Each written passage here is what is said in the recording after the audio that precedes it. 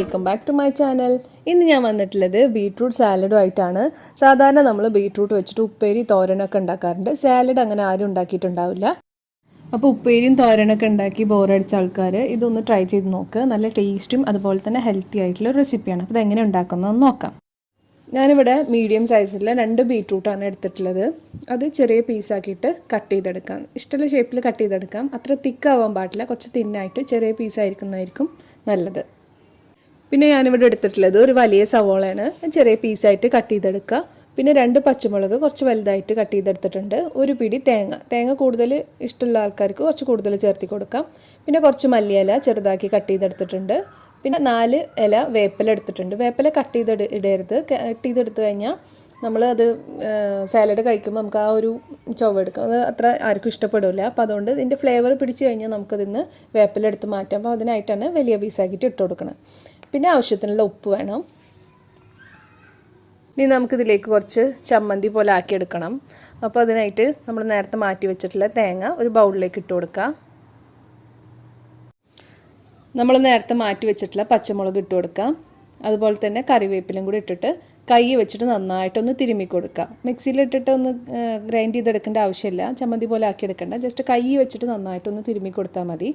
ഈ പച്ചമുളകിൻ്റെ വേപ്പിലിൻ്റെ ഒക്കെ ഫ്ലേവർ ഇറങ്ങാൻ വേണ്ടിയിട്ട് നന്നായിട്ടൊന്ന് തിരുമ്മി കൊടുക്കുക.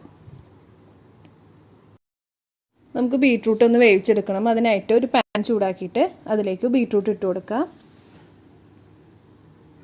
ബീട്രൂട്ട് ഇട്ടതിന് ശേഷം നമുക്കിതിന് ആവശ്യത്തിനായിട്ടുള്ള ഉപ്പ് ഇട്ട് കൊടുക്കാം. ഉപ്പിട്ടിട്ട് നന്നായിട്ടൊന്ന് മിക്സ് ചെയ്ത് കൊടുക്കാം. ഇത് വേവിക്കാനായിട്ട് വെള്ളമൊന്നും ഒഴിക്കരുത്. ഇതിന് ആവി കിടന്നിട്ട് വെന്ത് കിട്ടണം. സാലഡ് ആയതുകൊണ്ട് തന്നെ നന്നായിട്ട് വേവിച്ചെടുക്കേണ്ട ആവശ്യമില്ല. ഒരു 2-3 മിനിറ്റ് അടച്ചു വെച്ചിട്ട് മീഡിയം ഫ്ലെയിമിലിട്ടിട്ട് വേവിച്ചെടുത്താൽ മതി. ജസ്റ്റ് അതിൻ്റെ പച്ചച്ചോയ ഒന്ന് മാറി കിട്ടിയാൽ മതി, നന്നായിട്ട് വെന്ത് പോകരുത്. നമുക്ക് അടച്ചു വെച്ചിട്ട് വേവിച്ചെടുക്കാം. ഇതൊരു 3 മിനിറ്റ് കഴിഞ്ഞിട്ടുണ്ട്. നമുക്കിത് തുറന്ന് നോക്കാം. ഇപ്പോൾ ഇതൊരു പാകത്തിനുള്ള വേവ് ആയിട്ടുണ്ട്. നല്ലോണം വെന്ത് പോയിട്ടില്ല, എന്നാൽ പച്ചച്ചോയൊക്കെ ഒന്ന് വിട്ടു വന്നിട്ടുണ്ട്. ഈ സമയത്ത് നമുക്ക് ഫ്ലെയിം ഓഫ് ചെയ്യാം. ഇനി നമുക്കിത് മിക്സ് ചെയ്യാൻ തുടങ്ങാം. ബീട്രൂട്ട് ഞാൻ കുറച്ച് ചൂടാറിയതിന് ശേഷം ഒരു ബൗളിൽ ഇട്ട് കൊടുത്തിട്ടുണ്ട്. ഇനി ഇതിലേക്ക് നമ്മൾ നേരത്തെ ആക്കി വെച്ചിട്ടുള്ള തേങ്ങയുടെ മിക്സ് ഇട്ട് കൊടുക്കാം.